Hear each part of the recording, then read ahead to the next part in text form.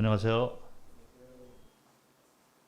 자, 오늘은 말씀드린 대로 하나님 뜻 분별에 대해서 말씀을 드리도록 하겠습니다. 저희가 이제 성화의 원리에 대해서 말씀을 통해서 배우고 있는데요. 성화의 원리와 연관돼서 그동안 노마서를 통해서 성화의 원리에 대해서 배웠고, 그리고 그 건전한 교리들을 좀 우리가 배울 필요가 있어서 성화와 그 연관되어 있는 그 주제 가운데 그 예정론에 대해서 공부를 했습니다. 그리고 성령과 양심에 대해서 살펴봤고, 오늘은 또 한 주제인 성령의 원리와 연관되어 있는 또 하나의 주제인 하나님 뜻 분별에 대해서 말씀을 드리려고 합니다. 왜 우리가 하나님 뜻을 잘 분별하는 것이 필요하냐면, 하나님의 우리의 생명의 주인이시고 또 재판장 되시기 때문에 하나님의 하나님의 뜻을 잘 분별해서 그 뜻대로 사는 것이 하나님께서 기뻐하시는 삶이 되고 또 하나님께 영광을 돌리는 그런 삶이 되는 것이죠. 그래서 당연히 우리는 하나님의 뜻에 따라서 살아야 되는데, 문제는 하나님 뜻이라고 우리가 분별을 해서 쫓아갔는데 그것이 이제 아닌 경우가 많이 있기 때문에 문제가 되는 것 같습니다. 우리가 살아가면서 수많은 선택을 하면서 살아가고 있는데 마음 가운데 하나님을 사모하는 그런 마음들이 있으니까 하나님 뜻을 쫓아서 우리가 살기를 원하는 마음이 있습니다. 그래서 하나님 그 뜻에 잘 분별을 해서 이제 가려는 마음은 있는데 나중에 바라보니 이게 그게 아니었구나라는 그런 경우가 많이 있는 것을 경험을 하시면서 살 줄로 생각을 합니다. 저번에도 말씀을 드렸지만 그 구원받은 성도들은 하나님의 그 성령의 인도하심이 있습니다. 성령이 내주하시고 그리고 그 성령이 우리를 인도하시는 것이죠. 그래서 자유의지, 그리고 그 자유의지 가운데 이제 선한 양심을 우리가 가지고 성령의 인도하심에 화답하는 선택을 잘 해야 되는 것이죠. 그래서 자유의지로 이제 선택을 해서 순종하는 것이 그 성도의 삶의 이 모습이 됩니다. 그런데 이 성령의 인도하심에 따라서 우리가 살기를 원하는 마음은 있지만 성령의 인도가 이게 좀 문제가 있는 경우가 많이 있어요.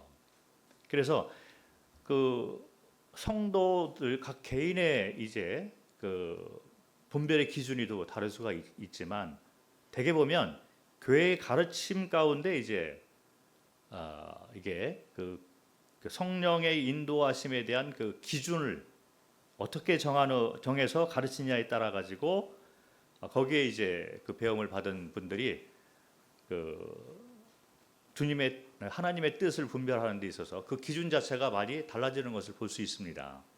예를 들어서 이단들이 있어요.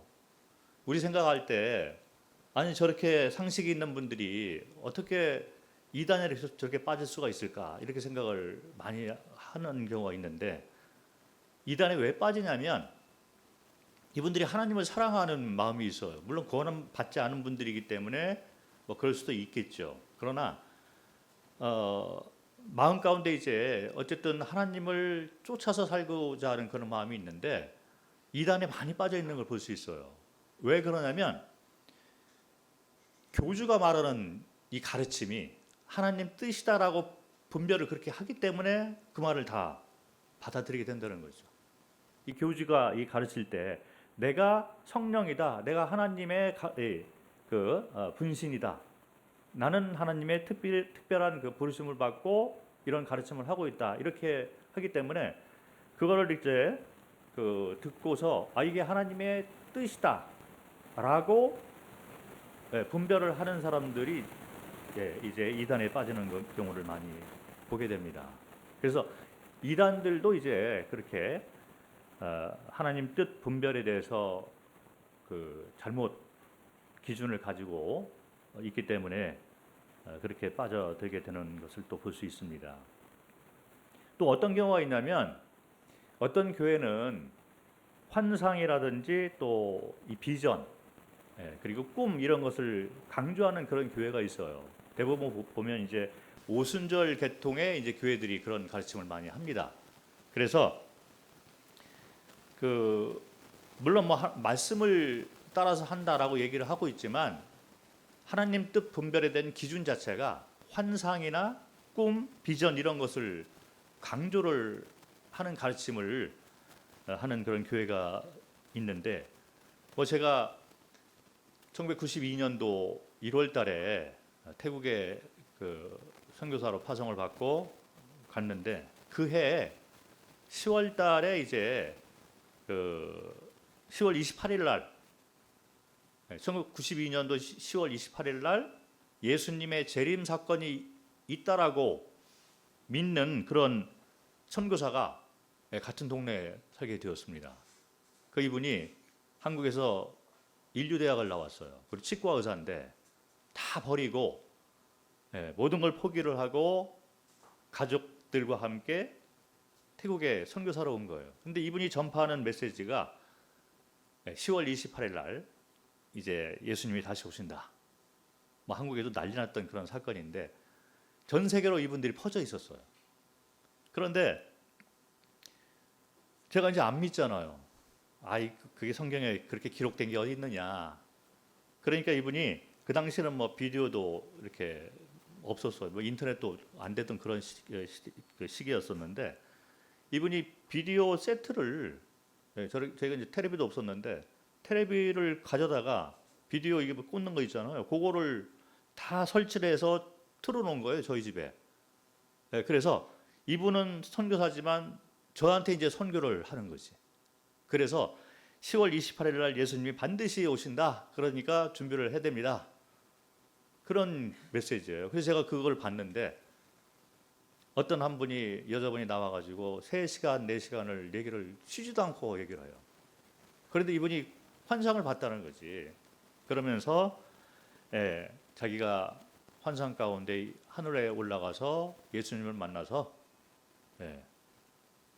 10월 28일 날 내가 온다 이런 말을 들었다는 것입니다. 그래서 제가 조금 듣다가 이걸 어떻게 믿지 이런 생각이 들어서 제가 다 못 듣고 계속 졸기만 했습니다. 자, 그런데 이분은 삶 전체를 바치고 있는 거예요. 그래서 저도 혹시 28일에 진짜 오는 거 아니야? 하도 이제 확신을 가지고 이분이 그랬기 때문에 그래서 제가 10월 28일 날 뭐 잠을 자지를 못하고 이제 누가 맞는가 한번 보자 해서 했는데 29일이 돼도 안 오시잖아요. 그래서 제가 며칠 동안 이분을 못 봤어요. 왜 그러냐면 미안해할까 봐. 그래서 며칠 기다리다가 나중에 이분이 스스로 오시더라고요. 그래서 별말을 안 했는데 짐을 싸서 이제 미국으로 갔습니다. 그래서 이런 경우가 많이 있는 거예요. 왜 그러냐면 이분이 받은 그 가르침은 뭐 복음 이렇게 얘기해 보면 뭐 예수님이 십자가 돌아가시면 다 얘기를 하시는 분이었어요. 아주 뭐 삶도 좋으시고 너무 좋으신 그리고 이제 엘리트고 의사시고 이제 그런 분인데 그래도 환상과 꿈과 비전에 따라서 가르침을 받았기 때문에 이것이 하나님 뜻 분별의 기준이 되었기 때문에 그쪽으로 완전히 빠지게 된 것이죠. 그것뿐만 아니라 제가 태국에서 교회를 하고 있는데 수시로 저희를 방문해서 찾아오시는 분들이 계셔요. 이분들은 교회 다니시는 이 태국 교회가 그렇게 사람들이 많지가 않습니다. 1%도 안 돼요. 이 개신교는 0.5% 나라이거든요. 그런데 그 가운데 오순절 계통 교회 사람들이 활발히 움직여요. 그런데 이분들이 공략하는 이 대상이 교회가 또 됩니다. 그래서 어느 날 제가 사무실에서 교회 사무실에 있는데 어떤 한 분이 불쑥 들어오셨어요. 하는 얘기가 어저께 환상을 봤는데 이 교회 가서 잘 가르쳐라, 잘 도와줘라 이런 환상을 받고 이분이 찾아왔다는 거예요. 저는 배우기 싫은데 이분이 가르쳐야 된다는 거죠. 왜 이게 교제가 잘 안 되냐면 이분이 생각하는 하나님의 뜻 분별에 대한 그 기준은 환상, 꿈, 비전이었습니다. 근데 저는 그게 아니잖아요. 이 기준이 다른 거예요. 그러다 보니까 교제가 안 되고 계속 이제 이렇게 그 빗나가는 그런 말만 하다가 이분이 떠났는데, 제가 볼 때는 환상과 꿈이나 어떤 비전, 이런 눈에 보이는 것을 추구하는 그런 교회들을 제가 바라보면 이분들의 신앙 상태는 어린아이와 같다. 저는 그렇게 분별을 합니다. 어린아이들이 자꾸 보이는 것만 찾고 있잖아요. 신앙이, 우리는 말씀 가운데 보이지 않는 것을 쫓아서 믿음을 가지고 쫓아가는 그런 신앙을 추구를 합니다. 이것이 그 성경에서 말하고 있는 믿음인 것이죠. 그런데 이런 그 가르침을 하는 그런 교회, 환상, 꿈, 비전 이런 것들을 강조하는 그런 교회에 다니는 분들은 뭔가 매일같이 보기를 원해요. 그래서 밖에 나와서 기다리고 이렇게 하다가 지나가는 사람을 이렇게 얘기를 걸고 이런 경우가 많이 있어요. 거기서 기다리고 있으라는 거죠. 그런 환상을 자기가 봤다. 그래서 자꾸 이제 매일같이 이렇게 그 보이는 것을 추구하는 그런 삶을 사는 분들이 많이 있습니다. 그런데 삶의 문제가 많이 일어나고 있는 것을 보게 됩니다. 잘못된 기준을 가지고 있기 때문에 그렇게 하나님 뜻 분별에 대해서 엇나가고 있는 것을 보게 됩니다. 또 어떤 그 기준을 가지고 있는 가르침이 있냐면, 보통 이제 기복 신앙을 강조하는 그런 교회가 뭘 또 기준으로 삼고 있냐면, 환경이나 상황을 기준으로 이렇게 삼고서 하나님 뜻 분별을 하는 분들이 계십니다. 그래서 범사에 잘 돼야 돼요. 그리고 사업도 잘 되고 육체 건강도 잘 되고 뭐든지 잘 돼. 그리고 구원도 받고 이 세상에서의 복도 누리고, 이런 가르침을 하는 교회가 있습니다. 그래서 상황이 잘 풀리고 장사가 잘 되고 모든 것이 잘 돌아가면 하나님 뜻이라고 이렇게 분별하는 그런 가르침이 있는 거예요. 저도 방콕에서 이제 교회를 하는데 형제 하나가 아주 어려움 가운데 방콕으로 왔어요. 그래서 저희 집에 좀 머물면서 밑바닥부터 완전히 자수성가하는 그런 형제가 있었는데, 나중에 사업이 잘 되고 사장님이 되고 몇 개 회사를 거느리는 회장님이 되니까 하나님으로부터 점점 멀어지기 시작하더라고요. 상황이 잘 풀렸는데 그것 때문에 하나님으로부터 멀어지는 것을 보게 됐습니다. 바쁘고 그리고 이제 세상 어떤 이 방법을 자꾸 사용해서 사업을 늘려가는 것이죠. 그래서 하나님 뜻일 수도 있어요.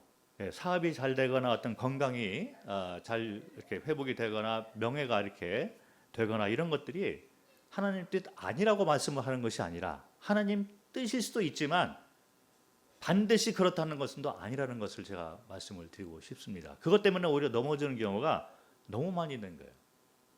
좋은 회사 들어갔는데 좋은 회사랑 이것이 월급이 많으면 그만큼 또 잘 써먹겠죠. 그러다 보면 하나님으로부터 이렇게 멀어지는 경우가 또 많이 있는 것을 보게 됩니다.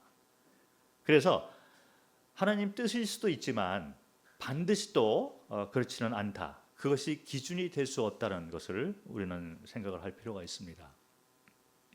또 어떤 경우는 감정이나 느낌에 의지해서 하나님 뜻을 분별하는 경우가 많이 있어요.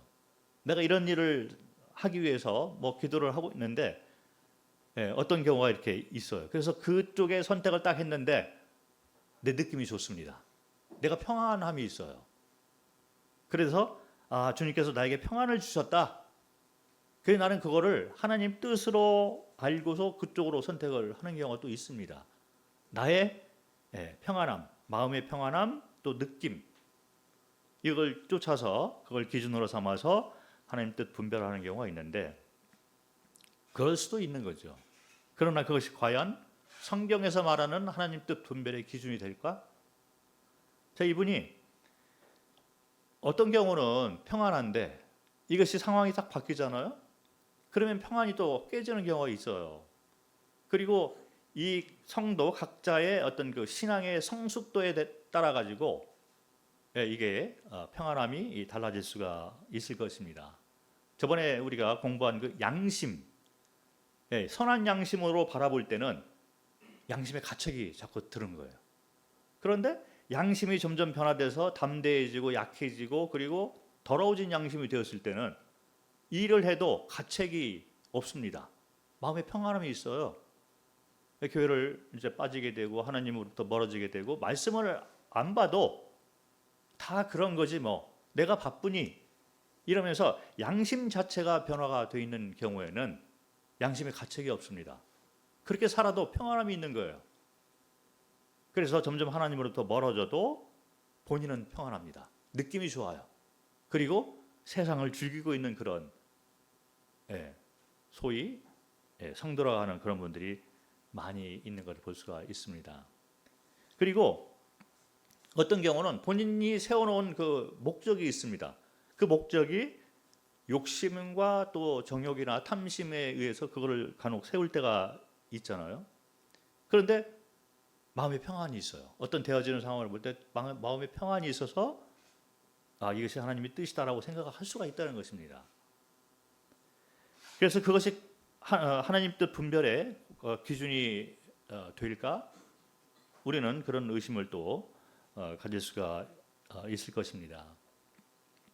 또 어떤 경우는 뭐 우리 교회 가운데 그런 경우가 많이 있어요. 요즘 세대는 어떤지 모르겠습니다. 제가 자랄 때는 말씀이 하나님의 뜻 분별의 기준이 되었습니다. 그래서 제가 선교를 가려고 하는데 제일 먼저 들려오는 질문이 하나님 말씀 받았어? 그거였거든요. 결혼 문제? 하나님 말씀 받았어? 직장 선택하는 문제? 하나님 말씀 받았어?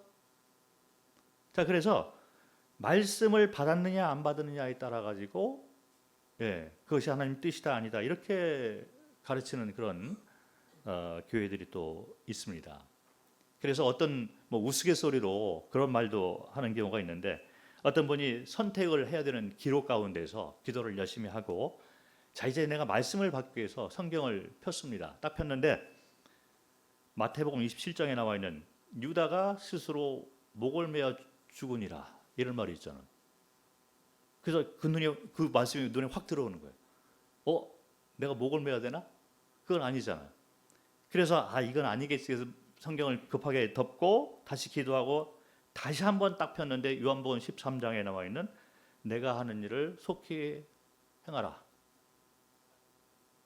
뭐 우스개 얘기잖아요. 근데 이 성경을 보면 수많은 단어와 수많은 성경 구절이 있는 것입니다. 그래서 이게 간혹 우리가 우리 스스로 목적을 딱 세워놓고 그 목적을 세워놓은 것은 어쩌면 나의 욕망, 나의 이 정욕에 의해서 그 목적을 딱 세워놨는데 말씀을 자꾸 이렇게 보는 거예요. 그러면서 그 말씀이 나의 마음에 탁 꽂히는 것이 있는데 내 마음에 딱 듭니다. 그래서 어쩌면 우리는 그 말씀을 붙잡고 내가 말씀 받았어라고 할 수도 있다는 거예요. 저는 뭐 제가 선교지에서 뭐 이것저것 경험을 좀 했는데 선교 생활을 이렇게 하는데 어떤 한 형제님이 한국에서 태국에 오셨어요. 청거를 받지 않고 그냥 태국 선교사 선교를 하기 위해서 왔다 이런 말씀을 하셨습니다. 그래서 제가 어쨌든 청거를 좀 받고 나오시면 이게 합당한데 그렇지 않고 그냥 나오셨어요. 그래서 어쨌든 뭐 이것저것 도와서 잘 정착을 하도록 도왔는데 몇 개월 지나니까 정착을 못 하시더라고요. 적응이 안 됐어요. 그래서 뭐 많은 문제가 있고 본인도 힘들고 또 교회도 어려워지고 막 이렇게 힘들어했던 그런 상황이 있었는데 이분이 어느 날 저를 찾아와서 시편을 보여주면서 하나님 말씀을 받았다는 거예요. 무슨 말씀을 받았느냐? 시편을 볼 때 섬에 관한 말씀이 있는 걸 받으면서 섬나라로 가라 이런 말씀을 또 받았다는 것입니다. 그래서 섬나라를 찾아보니 필리핀이 인도네시아 뭐 이런 거잖아요. 그래서 필리핀으로 갔어요. 거기 또 하나님 뜻인 줄 이렇게 해서 잘 적응을 하면 좋은데 또 적용이 안 됐습니다. 그래서 결국 섬나라 말씀은 어디 가고 섬나라를 뒤로 하고 또 다른 나라로 갔다가 결국에는 또 한국으로 또 돌아오는 그런 경우도 제가 봤습니다. 하나님 뜻을 분별할 때 우리가 말씀 받았어? 이렇게 하는 경우가 많이 있어요.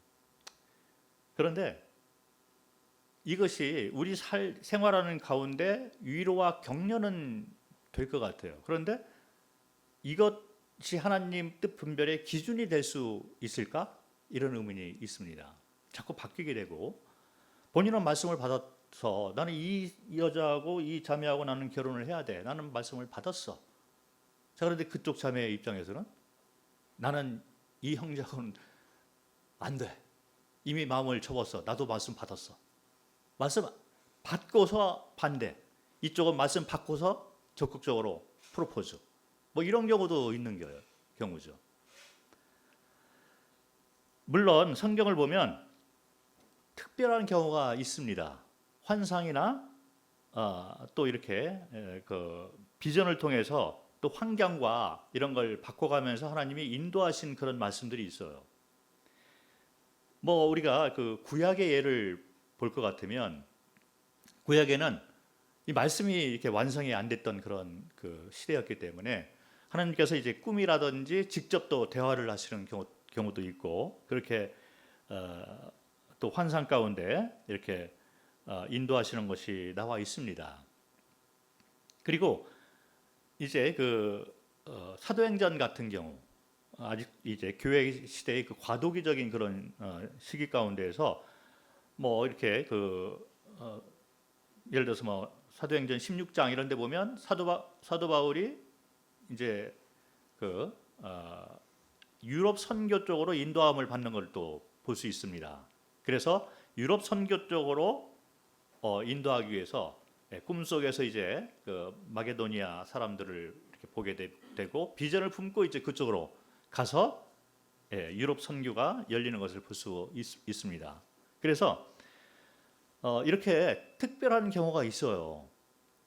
그리고 또 데살로니가전서 2장 18절 이런 데 보면 이 사도 바울이 데살로니가 성도들을 만나기 위해서 방문을 하려고 시도를 계속했는데 사탄이 방해를 했다. 이런 말이 또 있습니다. 어떤 경우는 사탄이 못 가게 방해를 하는 경우가 또 있어요. 그래서 성경을 보면 이제 하나님 뜻이 이렇게 우리를 인도했다. 그리고 사탄이 방해했다. 그리고 어떤 경우는 하나님이 특별히 부르시고 특별히 선택해서 또 쓰는 경우도 있잖아요. 사도 바울의 경우가 그렇습니다. 이런 경우는 아주 특별한 경우인 것 같습니다. 자, 그런데 문제는 사도 바울이 부르심을 받고 선택을 특별히 받은 것에 대해서 일반적인 기준으로 삼아서 나도 그렇다고 이렇게 보는 분들이 많이 있는 거죠.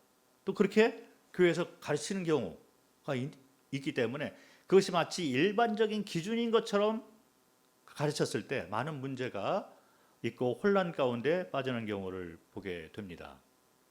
물론 아까 말씀드린 것처럼 환상이나 꿈, 비전 이런 것을 통해서 하나님이 우리를 인도하시는 경우가 있어요. 완전히 없다라고 말씀을 드리는 것이 아니라 그런 경우가 있고 또 내 느낌이나 감정 이런 것이 평안할 때 그걸 선택해서 또 하나님이 그렇게 인도하는 경우가 또 없지 않아 있습니다. 그리고 뭐 말씀을 받아서 이렇게 해서 말씀을 찾다 보니 또 말씀 가운데서 내가 평안을 받고 그쪽 선택했을 때 하나님이 일하시는 그런 것도 있을 수 있어요. 환경, 상황이 또 이렇게 되다 보니까 그쪽으로 선택해서 또 하나님 뜻을 이렇게 쫓아가는 그런 경우도 없지 않아 있습니다. 어떤 분이 뭐 인도 이제 선교지를 선택하는데 기도를 많이 했습니다. 어느 선교지로 갈까? 그리고 어느 날 차를 타고 가는데 차가 고장 났는데 딱 보니까 인도네시아 대사관 앞이었습니다. 자, 그래서 내려가지고 어쩌지 하다 보니까 인도네시아에 대해서 좀 알게 되고 거기에 대해서 좀 이렇게 관심이 갖게 되고 그러면서 인도네시아에 마음에 이렇게 감동을 받아가지고 인도네시아로 선교지를 가는 그런 경우도 있어요. 그래서 뭐 잘하는 그런 경우도 없지 않아 있는 것입니다. 자, 그런데 제가 말씀드리고 싶은 것은 성경이 완성된 후에, 우리가 지금 성경이 완성되어 있는 시대에 살고 있는데, 성경이 완성된 후에 하나님 뜻 분별하는데 어떤 다른 것이 과연 하나님께서 정해놓으신 일반적인 기준이 될 것인가 라는 것이죠. 특별하게 예외적인 그런 경우가 있는 것은 우리가 인정을 해야만 되는데, 그런 경우도 아주 조심을 해야 될 것 같습니다. 나는 환상을 봤어, 나는 느낌이 좋아, 나는 상황을 따라서 쫓아가고 있는데 이것이 하나님 뜻이야, 이렇게 또 말씀을 받았어, 이렇게 가고 있는데 정작 말씀 가운데에서는 그렇게 얘기를 안 하는 경우가 많이 있다는 것입니다. 나는 하나님 뜻으로 내가 이거를 개인적으로 분별을 해서 내가 쫓고 있어. 그런데 내가 그쪽으로 자꾸 가면 갈수록 내 주위에 있는 성도들이 어려워지고, 교회가 어려워지고, 간증이 점점 나빠지고, 내 마음 가운데 교만과 욕망이 자꾸 올라오거나, 내 개인이 자꾸 나타나는 일들을 내가 하고 있다면 하나님 뜻이 아니라는 것입니다. 자, 그런데 이렇게 특별한 경우를 쫓아가는 경우가 많이 있어요. 그래서 그렇게 할 경우에 우리는 아주 신중하게 자신을 살펴볼 필요가 있는 것입니다. 그리고 혹시 내 욕망이 아닐까? 내 고집이 아닐까? 자아당착이 아닐까? 자기를 속이고 있는 것은 아닐까? 객관성을 놓고서 우리는 이와 같은 기준에 대해서 주의를 할 필요가 있는 것입니다. 그렇지 않으면 이제 잘못되게 가는 거예요. 그리고 심하면 이제 이단으로 빠질 수가 있고 그렇습니다. 자, 그래서 이와 같은 것들에 대해서 좀 우리가 주의를 해야 될 걸 먼저 말씀을 드리고, 그러면 성경에서 말하고 있는 하나님 뜻 분별에 대한 일반적이고 건전한 기준은 무엇일까? 자, 지금부터 거기에 대해서 말씀을 드리려고 합니다. 세 가지 것을 고려를 해야 될 필요가 있는 것 같습니다. 첫 번째는 뭐냐면 성경이 있습니다. 우리는 성경을 통해서 하나님 뜻을 분별할 필요가 있는 거예요. 아주 기본적인 말을 제가 하고 있는 것처럼 보이지만 이거 외에는 우리가 없습니다. 자, 성경을 보면 첫 번째, 하나님께서 그려놓으신 큰 뜻이 있는 것을 볼 수 있어요. 큰 그림을, 하나님의 계획이 이 성경에 다 나와 있는 걸 볼 수 있습니다. 예를 들어서 하나님이 인간을 창조하신 목적, 그리고 인간이 타락했을 때 대속사역을 말씀을 하고 계십니다.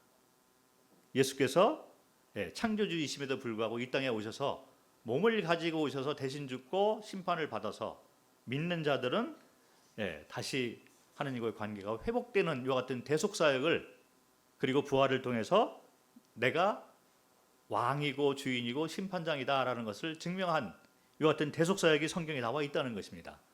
그리고 예수께서 다시 오신다는 재림에 대한 말씀을 해놓으셨어요.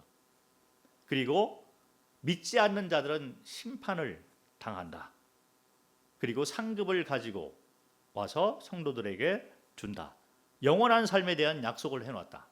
이와 같은 것은 하나님께서 성경을 통해서 드러내놓으신 큰 그림이라는 거죠. 자, 그래서 하나님 뜻 분별에 있어서 이 큰 그림에서 벗어나는 것은 다 하나님 뜻이 아니라는 것을 먼저 마음에 둘 필요가 있습니다. 불신자들이 이 큰 뜻에 벗어나 있기 때문에 심판을 받게 되는 것이잖아요. 하나님 뜻이 아니기 때문에, 하나님께서 그려놓으신 큰 틀 안에 있지 않기 때문에 이 사람들은 다 심판을 받게 되는 것입니다. 그 다음에 우리가 또 하나님 뜻 분별에 있어서 분별을 해야 되는 그 기준, 두 번째 기준이 뭐냐면 성경을 보면 성도들에게 하시는 말씀이 있어요. 어떤 말씀을 하고 있냐면 이것을 하라, 이것을 하지 말라, 이렇게 말씀해 놓으신 것이 있습니다. 너희는 땅끝까지 이르러 복음을 전하라. 하나님 뜻인 것입니다. 그래서 제가 선교를 하러 갔을 때 말씀 받아서 이런 말씀을 하셨어요. 그래서 제가 열심히 말씀을 받기 위해서 성경을 봤습니다. 나가야 되니까. 말씀이 없으면 안 보내줄 것 같아요. 그런 분위기였던 것 같습니다. 그때는 그랬던 것 같아요. 그래서 출애굽기 14장을 제가 받았습니다. 그래서 출애굽기 14장을 보니까 모세가 이제 이스라엘 백성들을 이끌어내서 홍해를 갈라서 이스라엘 사람들이 마른 홍해를 마른 땅을 삼아서 건너는 장면이 나오잖아요. 그 말씀이 너무 좋은 거예요. 그 내가 이제 아무도 이 모임에서는 아무도 안 갔었던 길이었잖아요. 그 당시 제가 처음이었으니까. 그 누구 한 사람 저에게 조언해 주는 사람도 없었고 모든 사람이 저를 반대했어요. 선교? 한 번도 본 적이 없는 거예요, 이 모임에서. 그리고 어떻게 하는지도 모르고 그래서 뭐 심지어는 선교사로 와 계신 분도 선교를 반대하시더라고요. 그래서 이게 그렇게 돼야 되나? 그런데 왜 그러냐면 한국에도 일할 것이 많다는 거죠. 그리고 제 직장이 좀 필요한 그런 직장이었던 것 같습니다. 공항에서 근무를 하다 보니까 해외를 나가는 분들이 아주 소수였기 때문에 공항에 가면 누군가 도와줄 그런 사람들이 좀 필요했던 그런 시기였었어요. 여러 가지 것, 그리고 또 한 가지는 제가 나사 빠진 형제였거든요. 얼떨떨한 성숙하지 못한 형제, 뭐 이런 형제였기 때문에 선교 얘기를 하니까 다들 반대를 했어요. 근데 제 마음 가운데 꼭 하고 싶은 거예요. 왜 그러냐면 어떤 삶이 제일 가치 있는 삶일까? 복음 전하는 삶. 근데 한국을 보니까 교회들이 많이 있었습니다. 뭐 한 건물에 2층에도 있고 교회가 3층에도 있고 그래서 서로 경쟁하고 3층 사람들은 막 발을 구르고 층간소음 일으키는 거죠. 뭐 그런 정도로 이게 교회가 막 부흥했던 시기였잖아요. 그런데 제가 마음 가운데 한 번도 복음을 들어보지 못한 나를 필요로 하는 곳에 가서 내가 복음을 전하고 싶다. 이게 선교인 거죠. 마침 제가 항공사에 근무했기 때문에 해외를 다니다 보니까 그런 것이 이제 보이기 시작했습니다. 그래서 선교를 하려고 하는데 말씀 받았느냐? 그래서 출애굽기 14장을 보여드려서 말씀 받았으면 했는데 실제로는 그 말씀이 제가 선교 생활을 하는 동안에 저에게 위로와 격려는 됐어요. 그게 상당히 필요한 그런 말씀이었던 것 같습니다. 그러나 선교를 가는 데 있어서는 저는 마태복음 28장, 사도행전 1장 8절 이런 데 이미 선교에 대한 명령은 나와 있는 것입니다. 선교는 전도와 선교는 모든 사람에게 해당이 되는 거예요. 그래서 이미 가는 것에 대해서는 하나님께서 명령을 이미 해왔다는 것입니다. 그게 하나님 뜻 가운데 있는 거예요. 그 테두리 안에 있는 거예요. 그런데 이제 이 형제가 여러 가지로 못 미쳐, 간증이 안 좋아, 또 교회적으로 상황이 아직 준비가 안 돼서 이런 거는 이제 고려를 해야 되는 거죠. 이거는 우리가 고려해야 될 상황이에요. 그런데 선교 떠나는데 말씀 받았어? 말씀 가져와. 이거는 잘못된 기준이 되는 것입니다. 성경에서 전도 선교에 대해서는 이미 확실하게 말씀을 해 놔서 하라 하지 말라가 이미 딱 기준이 되어 있는 것이 많이 있습니다. 예를 들어서 먼저 그의 나라와 그의 의를 구하라 하라 하잖아요. 그래서 하나님 뜻 분별을 할 때 먼저 그의 나라와 그의 의를 구하는 선택을 하는 것이 하나님 뜻에 합당하다는 것입니다. 그러니까 어떤 일을 선택을 할 때 내가 나의 의와 나의 어떤 욕심을 먼저 구하고 있다면 이미 하나님께서 정해놓으신 그 테두리 안에서 벗어나고 있다는 거예요. 하나님 뜻에서 이미 벗어나고 있는 것을 우리는 알아야만 된다는 것입니다. 모이기를 힘쓰라. 안 모이잖아요. 그런데 여러 가지 말들이 있습니다. 그리고 그 가운데서 하나님 뜻을 찾으려고 하지만 모이기를 힘쓰지 않는 것은 이미 문제가 있다는 것이죠. 그리고 세상을 사랑하지 말라. 그런데 나는 사랑하고 있어. 하나님보다 더 사랑하고 있다면 하나님께서 정해놓으신 이 하나님 뜻에서 이미 벗어나고 있는 것을 볼 수가 있고 죄를 멀리하라. 내가 죄 가운데 빠져 있다면 이미 나는 하나님 뜻에서 멀어져 있는 자가 된 것입니다. 믿지 않는 자와 멍에를 함께 매지 말라. 결혼에 해당되는 그런 말씀이잖아요. 그리고 어떤 사업을 할 때 이럴 때도 해당이 되는 말인데 믿지 않는 자와 결혼을 하면 안 된다. 이 성경에 그렇게 나와 있는 거예요. 왜 그렇게 하냐면 성도에게 가장 좋은 그런 결혼은 성도끼리 하는 거기 때문에 최선의 방법을 하나님께서 이미 말씀해 놓으신 거예요. 이것이 하나님의 뜻이라는 것입니다. 어떤 경우 이런 경우가 있어요. 어떤 분이 결혼을 위해서 기도를 하고 있는데 결혼할 때가 됐어요. 이제 결혼을 위해서 기도를 하고 있는데 마침 회사에 보니까 내 눈에 쏙 들어오는 어떤 한 분이 딱 눈에 띄었습니다. 그래서 좀 물어보니까 교회를 안 다니고 불신자예요. 관심도 없어요. 그런데 내가 저분에게 접근해서 하나님이 나에게 복음을 전하라고 해서 같이 배우자로 이렇게 되는 것이 혹시 하나님의 뜻 아닐까? 이런 경우가 있습니다. 그래서 이게 하나님의 뜻이 아닐까? 저 여자가 왜 자꾸 눈에 들어오지? 하나님의 뜻이 있을까? 이러고 있는데 마침 아침 출근길에 버스 정류장에서 보게 됩니다. 깜짝 놀란 거예요. 하나님 뜻이 혹시 저 여자에게 있는 거 아니야? 그러면서 이제 내일도 혹시 만나면 하나님 뜻이 있는 것이 아닐까? 그런데 그 다음날 만났습니다. 자, 이제 하나님 뜻이 나를 이쪽으로 인도하시나 보다. 그러면서 자꾸 생각하다 보니까 꿈에도 보이기 시작하는 거예요. 꿈에 나타나는 그녀, 하나님 뜻이 아닐까? 자, 이렇게 생각을 하는 경우가 있을 수도 있겠죠. 자, 그런데 이미 하나님 뜻에서 벗어나고 있는 거예요. 이 회사 다니는 이 여자분은 전도의 대상이고 구도자이기 때문에 내가 복음을 전해야 될 상대이지 내 결혼 상대로서는 이미 하나님 뜻에서 벗어난 상태가 되어 있는 것입니다. 그래서 우리는 그와 같은 것에 대해서 우리가 좀 주의를 할 필요가 있어요. 그래서 그러면 이제 결혼 상대를 생각할 때 회사분은 아닌 것 같고, 자, 그러면 교회 안에서 이제 찾아야 되는데 이 교회 안에 그러면 이 자매하고 결혼하는 게 맞을까? 저 자매하고 결혼하는 게 맞을까? 하나님 뜻이 어디 있을까? 그거죠. 왜냐하면 구원받은 성도니까 자매하고 결혼하는 것은 하나님 뜻 안에 들어와 있다. 그래서 내가 이제 그걸 결정을 했습니다. 회사 거기는 아무리 생각해도 말씀에서 벗어난 것 같아. 근데 결혼 안 하려고 이제 접고, 그러면 교회 안에서 결혼을 해야 되는데 누가 어떤 자매가 하나님 뜻일까? 자, 이것은 성경에 안 나와 있어요.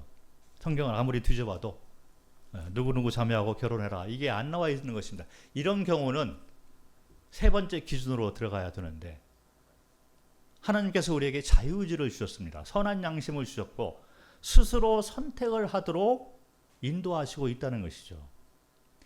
그래서 일방적으로 하나님께서 이렇게 이거를 하라 해서 큰 그림, 이게 첫 번째 기준이 되는 거죠. 큰 프로그램을 하나님의 이 계획을 말씀해 줘. 여기서 벗어나면 하나님 뜻이 아니고, 두 번째 기준은 하라 하지 말라, 이걸 딱 정해 놓으셔서 여기에서 벗어나면 하나님 뜻이 아닌 것입니다.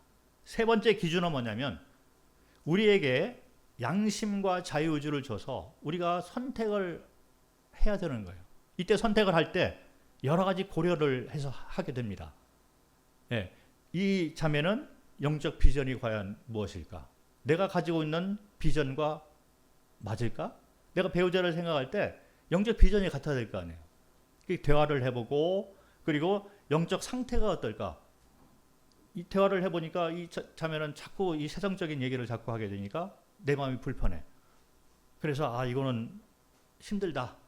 이렇게 우리가 여러 가지 고려를 할 것이 있어요. 그리고 또 은사, 내가 같이 결혼을 해서 배우자가 이제 주님을 함께 섬기게, 가정을 통해서 함께 섬겨 나가는데 은사가 과연 어떨까? 그리고 성격은 또 어떨까? 그리고 요즘 뭐 필 받아서 얘기하잖아요. 그것도 고려를 해볼 만한 상황이라고 저는 생각을 합니다. 뭐 전혀 배제할 필요는 없을 것 같아요. 내가 또 좋은 마음도 있고 성격적으로 또 맞아. 이런 것들 다 고려를 해야 될 필요가 있는 것입니다. 그리고 주변에 장로 형제님이나 먼저 되신 형제님들의 말씀을 이렇게 들어보니 어른들이 보는 시각이 결혼을 한 다음에 이제 경험들이 있는 분이기 때문에 결혼 생활은 이러이러한 것들을 했을 때 이 자매가 형제하고 맞을 것 같아. 이런 권면을 또 우리가 들을 수 있잖아요. 이런 것들 다 고려를 해서 결정을 할 수가 있다는 거죠. 자, 그런데 일단 선택을 그렇게 했으면 그 다음에는 책임이 반드시 따라오게 됩니다. 이 책임이라는 것은 상급하고 연관이 되는 거예요.